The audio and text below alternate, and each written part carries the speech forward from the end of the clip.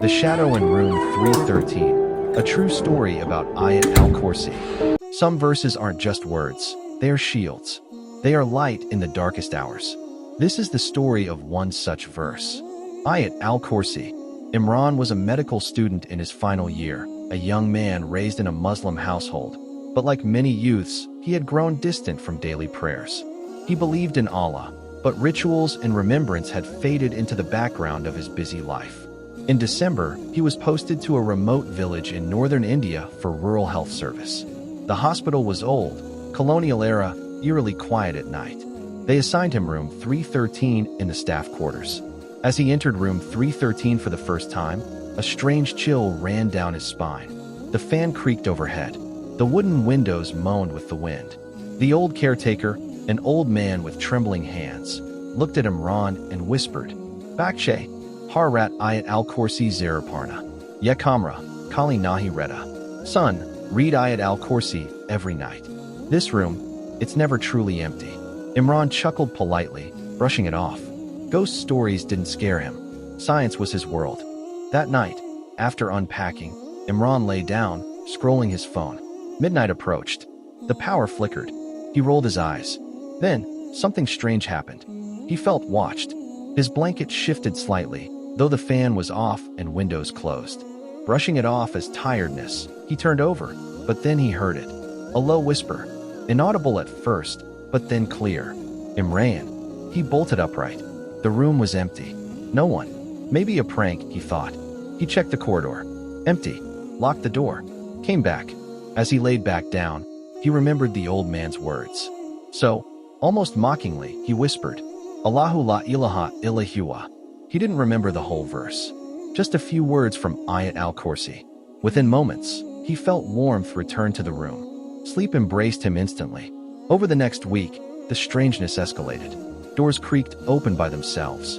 He found scratches on his cupboard that weren't there the day before. He started hearing crying at night. A woman's cry, heartbreaking, echoing through the walls. One night, he woke up gasping. A weight pressed on his chest. He couldn't move, couldn't breathe. From the corner of his eye, he saw it. A dark figure, standing in the corner of the room. Faceless, motionless. His lips trembled. His tongue was heavy. Then, he remembered again, Ayat al-Kursi. With all his might, he forced the words out. Allahu la ilaha illa huwa, al-hayyul qayyum. As he reached the verse's end, the shadow hissed and vanished. He sat up, drenched in sweat. That night, he searched for the full verse on his phone, saved it as his wallpaper, and memorized it before sunrise. The next day, he sought out the caretaker. "Uncle, what do you know about room 313? The old man sighed deeply, looking over his shoulder. 10 years ago, he began, a young doctor stayed there. His name was Adil. Bright boy much like you. But he mocked everything religious. Called all this village superstition." Imran leaned in. One night, the caretaker continued, he screamed. Staff rushed in. They found him in a corner, shaking, crying, repeating just one thing. The woman, her eyes, she was burning.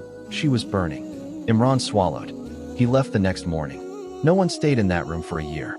Then I started telling the new doctors, read Ayat al-Kursi. And no one else saw anything, until now. Imran started taking it seriously. Every night before sleeping, he recited Ayat al-Kursi. Every day, he read more Quran. His heart softened. His soul began to feel alive again. He even began praying all 5 salah in the hospital's small masjid. One night, he was on duty in the ER when a patient was brought in. An old woman, badly burnt, unconscious. As he treated her, something strange happened. Her eyes opened, and she stared directly at him. "You're in room 313, she said with a voice not her own. Imran froze. The lights flickered. Nurses screamed. Machines beeped wildly. Then silence. The woman fainted again. Imran rushed out. He had to know. He went back to the room, Quran in hand. That night, he prayed 2 rak'ah nafil and asked Allah for protection. Then he opened surahbaqarah and read Ayat al-Kursi out loud, over and over. Suddenly, a loud knock. The mirror cracked. The wind howled. Then a scream, piercing and wild. The shadow returned. But this time, Imran stood firm. La takadu sinatin wala naum. Neither drowsiness nor sleep overtakes him. The figure screeched and vanished into smoke. He fell to the ground in sujud and wept. From that night onward, peace-filled room 313. The nurses who used to avoid that wing started sitting there during night shifts. Even non-Muslim staff asked him for the verse that makes the shadows go away. He printed Ayat al-Kursi and pasted it on the wall. Imran transformed from a half-practicing youth to a man of deep conviction. He no longer missed Salah. He began sharing stories about the Quran's power with others. The horror he experienced became the light that guided his soul. As his posting ended, the caretaker hugged him. "You were tested," he said, "and you passed. Not everyone does." Imran gifted the old man a framed Ayat al-Kursi. He smiled. "Now others will know what you've learned."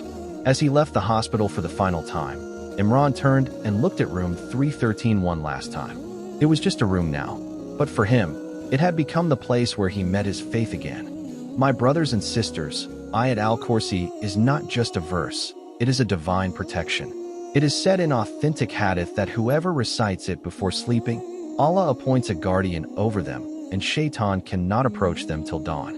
Never underestimate the power of Allah's words. Ayat al-Kursi saved Imran, not just from a jinn, but from the darkness within. Have you memorized Ayat al-Kursi? If not, start today, and share this story with someone who needs to hear it. This was more than just a story. It was a journey of fear, of awakening, and of finding light through the power of Allah's words.